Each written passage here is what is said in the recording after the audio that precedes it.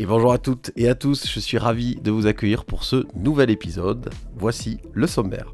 Bombardier célèbre la 150e livraison de son Global 7500, un des jets privés disposant de la plus grande autonomie.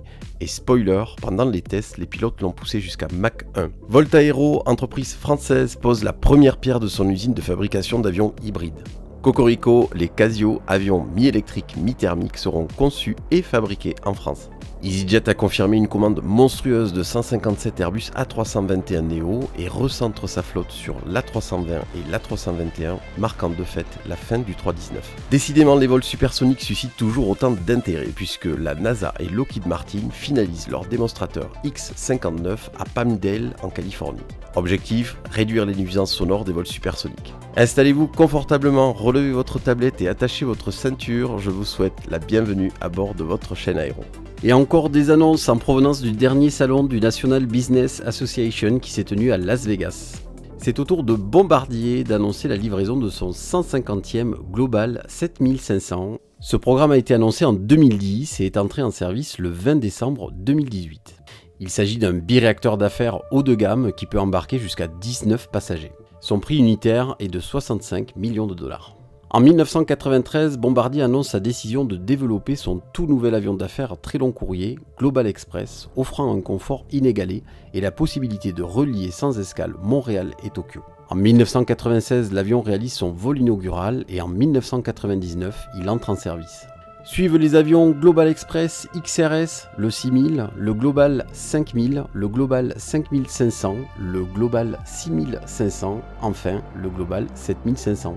Ces appareils sont reconnus en matière de confort et de technologie, mais surtout par leur performance permettant de relier plus de villes plus rapidement que tout autre avion d'affaires. Le Global 7500 a réalisé son premier vol le 4 novembre 2016. Long de 33,8 mètres et d'une envergure de 31,7 mètres, le Global 7500 peut transporter 19 passagers sur une distance de 7700 nautiques, soit plus de 14 000 km. Ces distances franchissables extraordinaires en font un des jets d'affaires disposant de la plus grande autonomie. Équipé de 2 moteurs GE Passport, sa masse au décollage est de 52 tonnes et son altitude maximale d'exploitation est de le niveau 510, soit 51 000 pieds. Par comparaison, un avion de ligne vole entre le niveau 300 et le niveau 390, soit entre 30 000 et 39 000 pieds. Le Global 7500 vole à une vitesse de croisière du Mach 0,90 avec une vitesse maximale au Mach 0,92, ce qui en fait là encore un des jets privés les plus rapides du marché. A ce propos, petite anecdote, le 18 mai 2021, le FTV5, une version modifiée du Global 7500, indicatif de Masterpiece, est devenu le premier avion d'affaires à franchir le mur du son lors de vols d'essai répétés avec un avion de poursuite F-18 de la NASA, observant et enregistrant cet exploit extraordinaire. Les tests ont été effectués par l'équipe d'essai en vol de Bombardier dans le cadre du développement du biréacteur d'affaires Global 8000. Prochaine étape pour Bombardier, le lancement du Global 8000. Il volera à Mach 0,94 sur une distance encore plus importante de 8000 nautiques, soit plus de 14 800 km. Avec cet appareil Bombardier, nos cousins canadiens comptent bien rester un des leaders de l'aviation d'affaires pour encore quelques décennies. En France à présent, l'avionneur français Volta Aero débute la construction de son usine d'avions hybrides électriques en Charente-Maritime, représentant un investissement de 4,4 millions d'euros. Alors que le site pourrait générer 150 emplois, l'industriel projette de livrer ses premiers engins fin 2025. Le Volta Aero Casio est une famille d'avions hybrides électriques développée par la start-up française Volta Aero. Casio sera produit en 3 versions. Le Casio 330, une configuration à 5 places avec une propulsion d'une puissance hybride électrique combinée de 330 kW. Le Casio 480, configuré avec 6 sièges et d'une puissance propulsion hybride électrique de 480 kW. Et enfin, le Casio 600 d'une capacité de 10 à 12 places et d'une puissance de propulsion hybride électrique de 600 kW.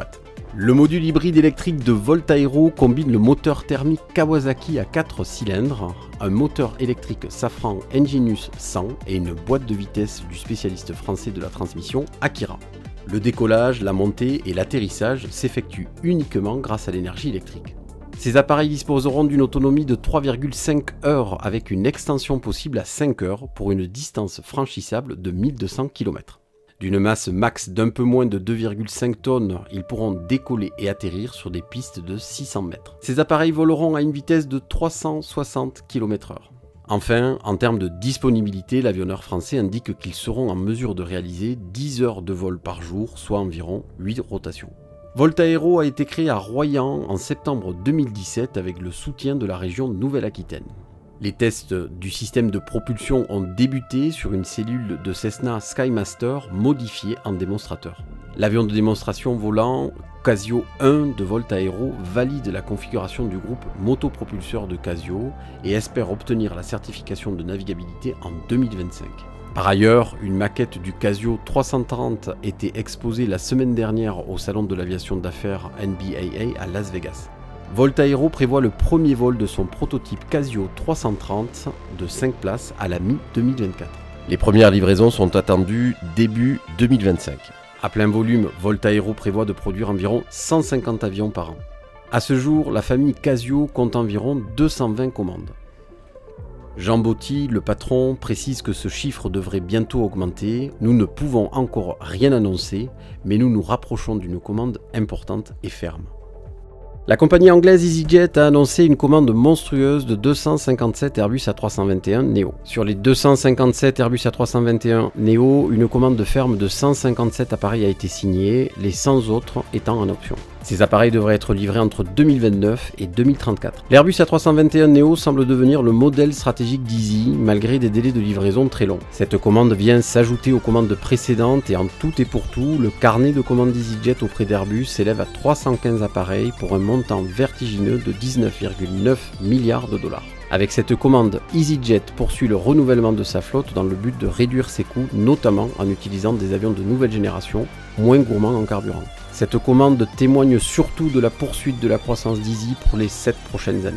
L'histoire d'EasyJet commence en 1995 à Luton, où son fondateur, Sir Stelios Hadjiloanou, crée la compagnie. Il avait l'ambition de créer une compagnie aérienne à bas prix qui rendrait les voyages en avion accessibles à un plus grand nombre de personnes. Le modèle commercial d'EasyJet repose sur la simplicité et l'efficacité. En effet, la compagnie a supprimé les repas gratuits à bord, a introduit la réservation en ligne et a mis en place un modèle de tarification flexible basé sur la demande. Tout cela a permis à EasyJet de réduire ses coûts et de proposer des billets à des prix défiant toute concurrence. Au cours des premières années, EasyJet a connu une croissance rapide. La compagnie a commencé à desservir un nombre croissant de destinations en Europe et à acquérir de nouveaux avions pour répondre à la demande croissante. En 2000, EasyJet a été coté en bourse et en 2002, l'entreprise rachète la compagnie GoFly. Cette acquisition a permis à la compagnie d'élargir sa flotte et d'ajouter de nouvelles destinations à son réseau déjà en expansion.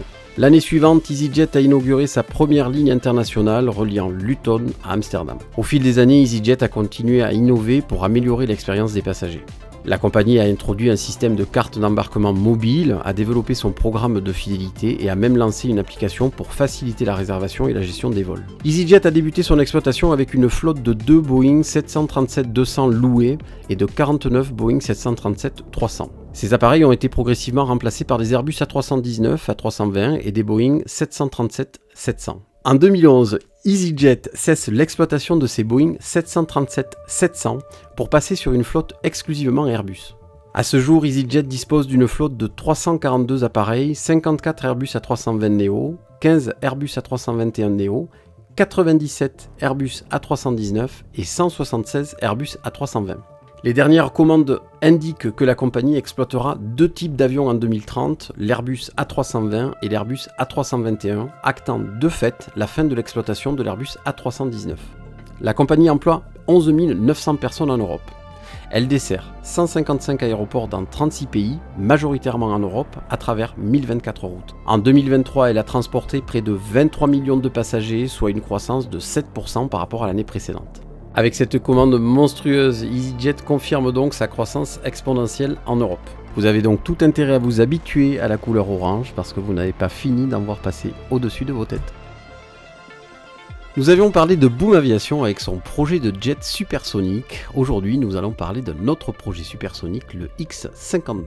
Le Lockheed Martin X-59 Quiet Supersonic Transport est un avion supersonique expérimental américain en cours de développement au Skunk Works de Lockheed Martin pour le programme Low Boom Flight Demonstrator de la NASA. L'objectif est de mettre à l'épreuve les technologies visant à réduire le bruit et de collecter des données sur les populations des villes au-dessus desquelles l'avion sera passé. Les promoteurs du projet espèrent que lorsque ces résultats seront récoltés, de nouvelles lois concernant l'aviation civile supersonique seront promulguées afin de permettre le développement d'avions civils cargo et passagers supersoniques. En effet, aujourd'hui, les vols supersoniques ne sont pas autorisés au-dessus des espaces habités pour des raisons de nuisance sonore. Ce programme confirme l'intérêt des constructeurs aéronautiques pour les vols supersoniques que l'on croyait disparus avec l'arrêt du Concorde il y a 20 ans.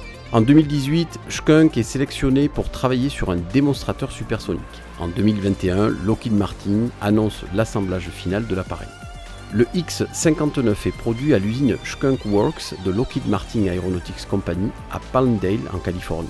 Il devrait être capable d'effectuer des vols supersoniques de manière bien plus silencieuse qu'auparavant. Long de 29,5 mètres et d'une envergure de 9,02 mètres, cet appareil volera à une vitesse supersonique de Mach 1.4 à une altitude située entre 50 000 et 55 000 pieds. Cet appareil est un avion de test aussi, il n'emportera pas de passagers, mais un seul et unique pilote. Du fait de son cockpit très reculé et bas dans le fuselage, l'appareil ne disposera pas de verrière avant, aussi le pilote se dirigera grâce à des caméras. Pour la production de ce dernier, la NASA va réutiliser des pièces d'avion retirées du service et stockées au 309e Aerospace Maintenance and Regeneration Group. Par exemple, le train d'atterrissage d'un chasseur F-16 de l'US Air Force va être réutilisé, un auvent de cockpit d'un avion d'entraînement T-38 de la NASA, une partie du système de propulsion d'un avion espion Lockheed U-2 et un manche de contrôle de chasseur furtif F-117. Nous attendons le premier vol du X-59 avec impatience d'ici à la fin de l'année 2023. Je vous remercie d'avoir suivi cet épisode, n'hésitez surtout pas à laisser un commentaire, ça m'aide beaucoup, et surtout le fameux pouce bleu si vous avez aimé. À la semaine prochaine sur votre chaîne Aéro.